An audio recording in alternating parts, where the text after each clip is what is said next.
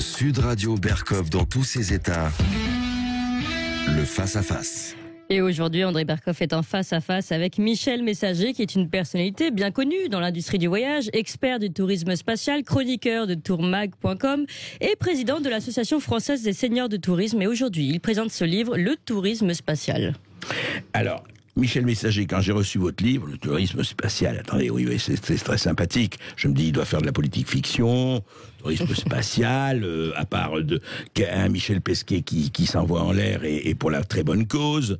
Enfin, pour le moment, pas du tout. Quand vous lisez son livre, qui est d'ailleurs passionnant, qui se lit vraiment, c'est tout ce qui se passe, effectivement, aujourd'hui. Alors, Michel Messager, soyons concrets et dites-moi, au fond, dans combien de temps on va pouvoir avoir des Cook Tours ou tout ce qu'on veut, ou des agences de voyages spatiaux et à peu près vraiment, en toute réalité, les hôtels, les stations orbitales, les spas, les endroits de rêve entre Saturne et Mars, en passant par la Lune et le Soleil, ou pas trop près bien sûr.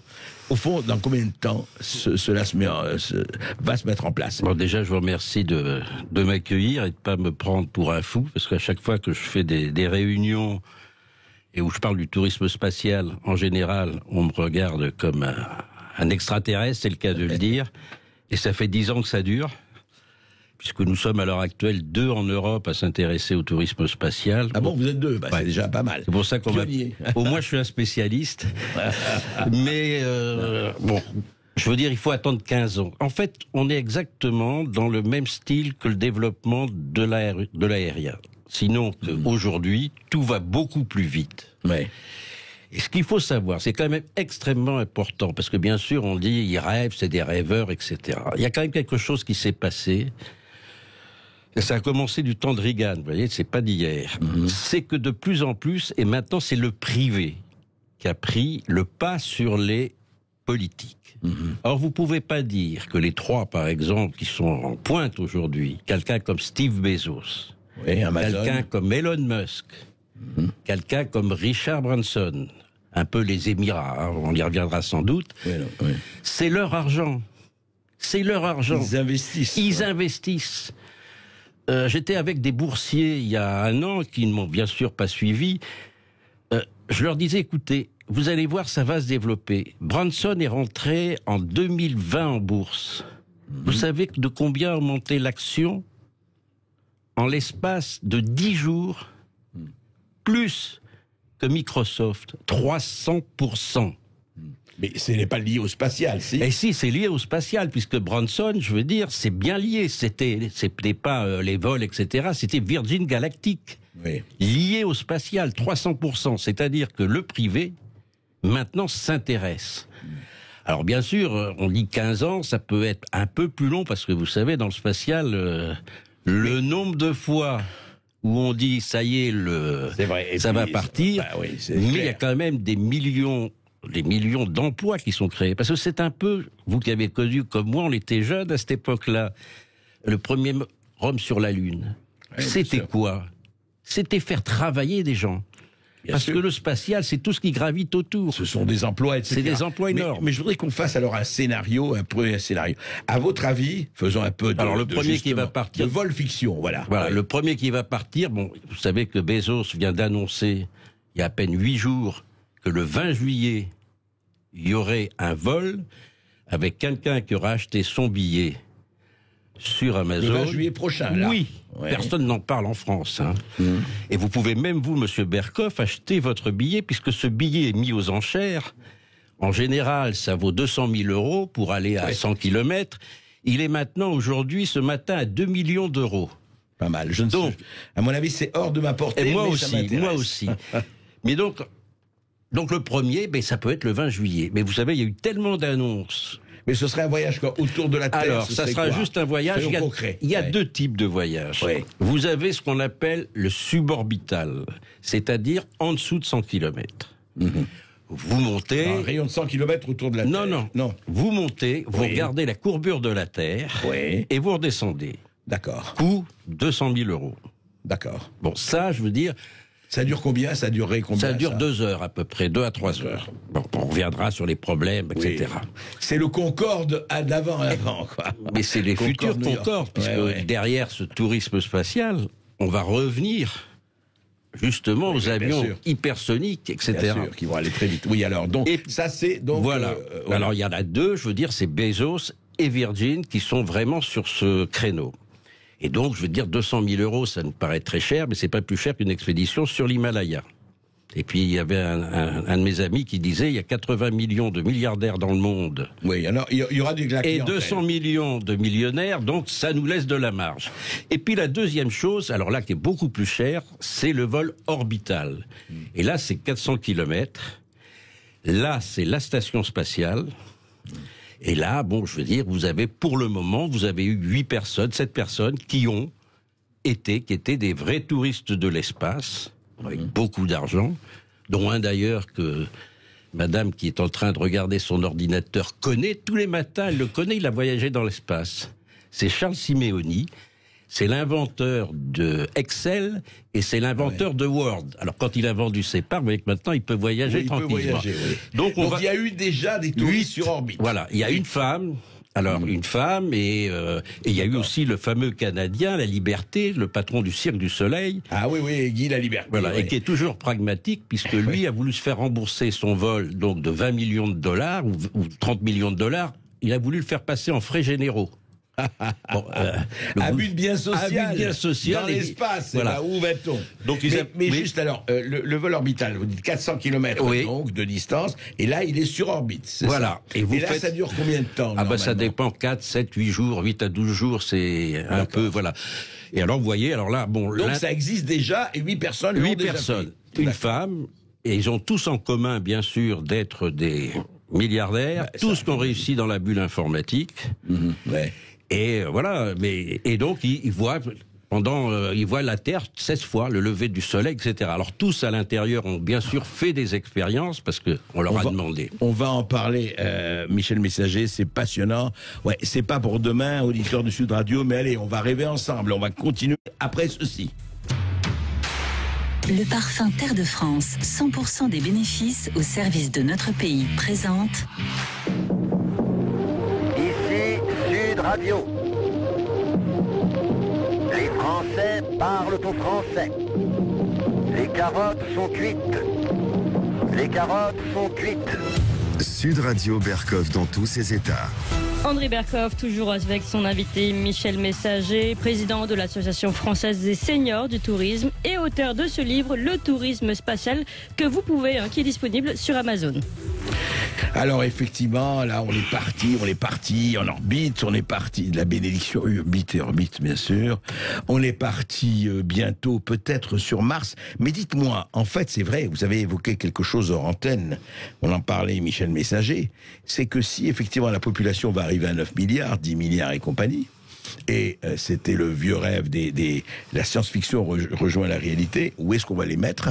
Et est-ce que là, il ne faudra pas créer des villes carrément, allez, on va avoir, c'est plus le Grand Paris, là, ce sera le Grand Espace, avec hôtel à la clé et tout. C'est-à-dire que pour vous, c'est inéluctable. En tout cas, ce mouvement-là qui est parti, c'est inéluctable. Oui, le mouvement du spatial, je veux dire, il est inéluctable. Ouais. Il y a 4 raisons.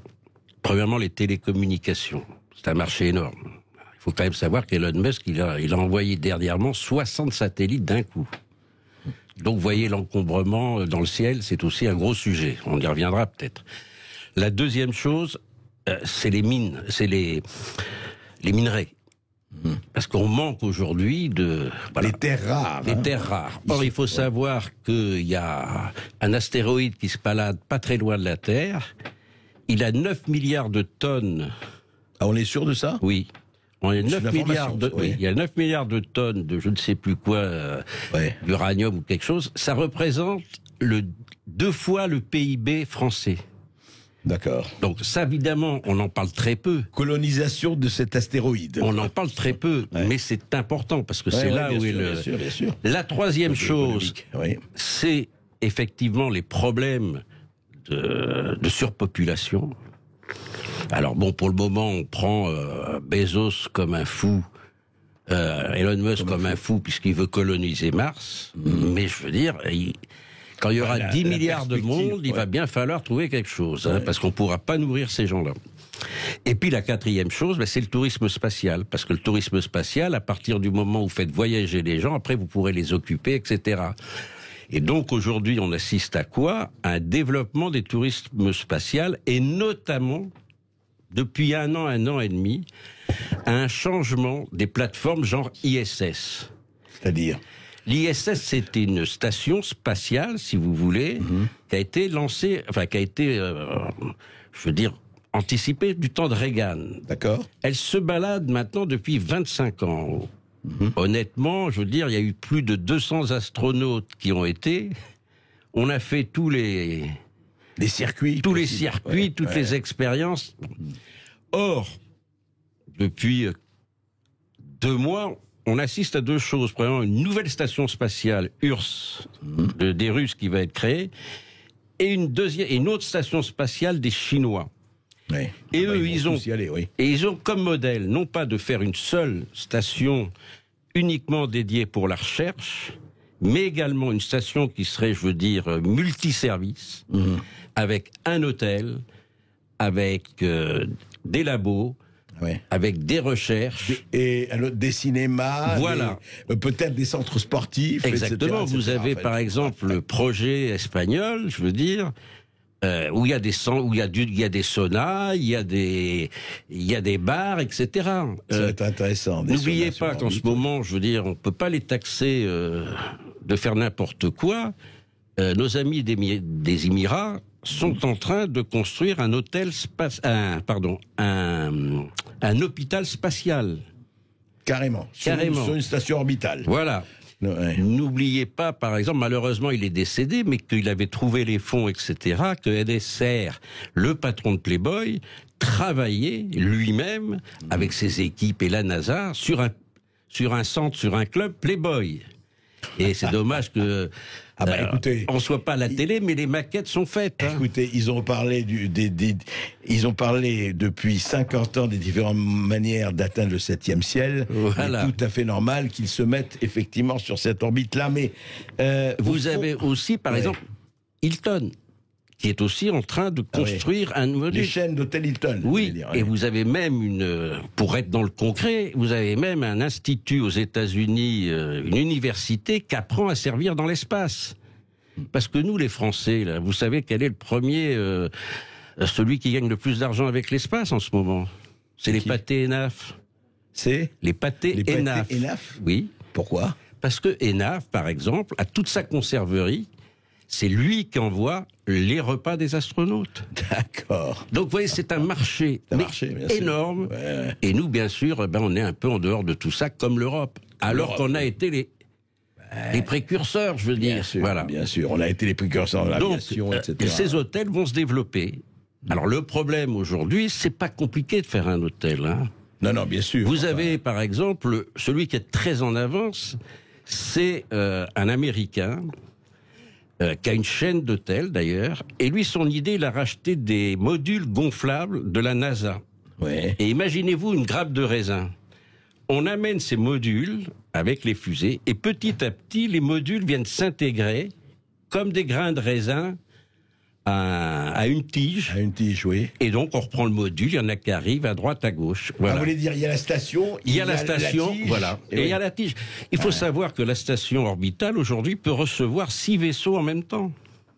Ça fait combien de personnes, effectivement? Là, dans ces cabines, c'est 4 personnes, 4-6 personnes. Pour le moment, c'est quand même réduit. Oui, mais les autres, je veux dire, ça va être... là, ils sont en train de se construire, ils sont en train avec Axiom et notre ami Stark, d'ailleurs, qui fait comme par hasard la décoration. Ça m'étonnerait qu'on ne retrouve pas Philippe Stark quelque part. C'est bien pour ça que je voulais en parler. Eh bien là, il y a salle de gym, il y a salle de cinéma, il y a ceci. Bon, et c'est des chambres, je veux dire, de une trentaine de mètres. Avec toutes les activités qu'on peut faire, c'est-à-dire de la photo, de la recherche, regarder la Lune, etc. Donc, tout ça paraît irréel, et je suis d'accord que vos auditeurs, ils doivent dire, celui-là, il faut le calmer. Vous nous faites rêver. Mais là, il y a de l'argent, je veux dire, Kémy, vous voyez, il y a de l'argent, donc les gens ne sont pas fous à ce point-là. Et Non. voilà. Et c'est vrai, et vous dites le privé aujourd'hui.